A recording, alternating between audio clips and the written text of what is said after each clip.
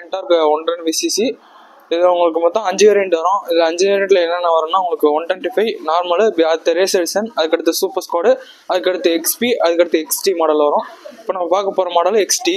இதில் வந்து மொதல் உங்களுக்கு ஸ்கூட்டர் டைப்பில் 3 வால் இன்ஜின் கொடுத்துருப்பாங்க. 3 வால் இன்ஜின் கொடுக்கறதுனால உங்களுக்கு 2 இன்லெட் ஒரு அவுட்லெட் இருக்கிறதுனால சடன் பிக்கப்பும் உங்களுக்கு நல்லாயிருக்கும். முன்னாடி வந்து டெலஸ்கோபிக் சஸ்பென்ஷன் கொடுத்துருப்பாங்க. வீலில் வந்து அலாய் வீல் 30+ டயர் கொடுத்துருப்பாங்க. டியூப்லெஸ் கொடுத்ததுனால உங்களுக்கு உடனே பஞ்சர் ஆனாலும் நீங்கள் உடனே ஏர் சீக்கிரமாக இறங்காது, நீங்கள் சேஃபாக ஓட்டிக்கலாம். அதே மாதிரி டிஸ்க்கு கொடுத்துருப்பாங்க, ரோட்டபிள் டிஸ்க்கு. இதோட சைஸ் பார்த்தீங்கன்னா 220 mm ரோட்டபிள் டிஸ்க்கு கொடுத்துருப்பாங்க. இதனால என்ன வேணும்னா உங்களுக்கு சடனாக பிரேக் சிஸ்டம் உங்களுக்கு சடனாக இருக்கும். அதே மாதிரி உங்களுக்கு ஹோல்ஸ் கொடுத்துருப்பாங்க. அந்த டிஸ்க்கு ஹோல்ஸ் கொடுக்காம ஹீட் ரெடியூஸ் பண்ணி டிஸ்கோட லைஃபை எக்ஸ்ட்ரா பண்ணி கொடுக்கும். முன்னாடி வந்து ஏரோ டைனாமிக் டிசைன் கொடுத்துருக்கனால உங்களுக்கு காற்று கழிச்சிட்டு போகிற மாதிரி உங்களுக்கு டிசைன் கொடுத்துருப்பாங்க. இதனால சடன் பிக்கப்பும் நல்லாயிருக்கும். உங்களுக்கு முன்னாடி வந்து டிஷேப் எல்இடி ஹெட்லாம்ப் கொடுத்துருப்பாங்க. இதனால உங்களுக்கு பேட்டரி கன்சம்ஷன் உங்களுக்கு கம்மியாகவும் இருக்கும். நைட் நேரத்தில் உங்களுக்கு அதிகமான பிரைட்னஸும் உங்களுக்கு தந்துடும். முன்னாடி வந்து டிஜிட்டல் டிஸ்பிளே கொடுத்துருப்பாங்க. டிஜிட்டல் டிஸ்பிளே கொடுத்துருவாங்கன்னா உங்களுக்கு ஸ்மார்ட் கரண்ட் எல்லா ஆப்ஷனும் உங்களுக்கு வந்துடும். இது உங்களுக்கு கேமிங் டிசைனில் உங்களுக்கு டிஸ்பிளே கொடுத்துருப்பாங்க. இதில் உங்களுக்கு மோடு பார்த்தீங்கன்னா 2 மோடு வரும். Street mode and sport mode கொடுத்துருப்பாங்க. இதில் உங்களுக்கு time laps, best lap, last lap அந்த மாதிரி உங்களுக்கு பார்த்துக்கலாம். பெஸ்ட் லேப் பார்த்தீங்கன்னா ஏற்கனவே லாஸ்ட்டில் எது ஓத்துருக்கீங்கன்னா அதோட நீங்கள் தாண்டி போயிட்டீங்கன்னா அதில் உங்களுக்கு பெஸ்ட் லேப்பு உங்களுக்கு காட்டும். லாஸ்ட் லேப்பு வந்து அதை நீங்கள் எவ்வளோ ஸ்பீடில் போகிறீங்களோ அது லாஸ்ட் லேப் உங்களுக்கு காட்டிடும்.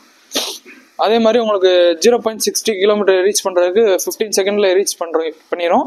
இதில் உங்களுக்கு பெட்ரோல் இண்டிகேஷன் வந்து கொடுத்துருப்பாங்க.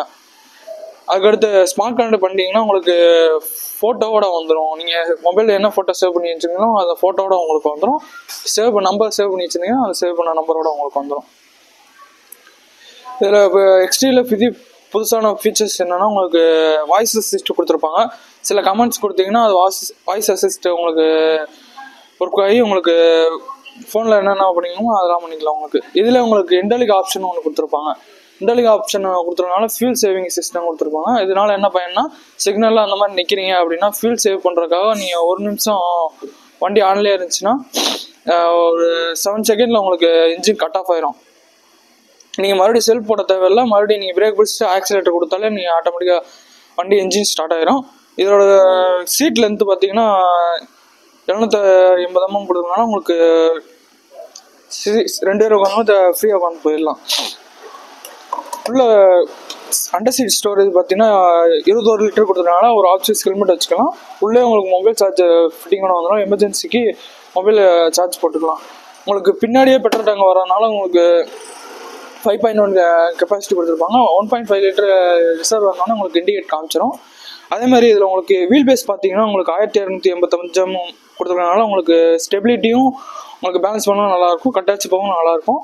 முன்னாடி பார்த்தீங்கன்னா கிரவுண்ட் கிளியரன்ஸ் உங்களுக்கு 155 mm கொடுத்துருக்கனால எவ்வளோ ஸ்பீட் பிரேக்கர் ஏறி இறங்கினாலும் இன்ஜின் அண்டர் பாடி உங்களுக்கு தட்டாது.